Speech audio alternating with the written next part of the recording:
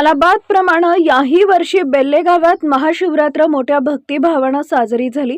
बेल्ले गावातील 6 महादेव मंदिरात भाविकांनी मोठी गर्दी केली होती। गावातील टक्क्यातील बिल्वेश्वर महादेव मंदिरात भाविकांनी मोठी गर्दी केली।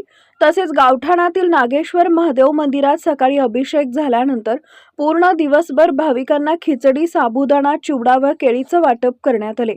संध्याकाळी आरती करण्यात आली।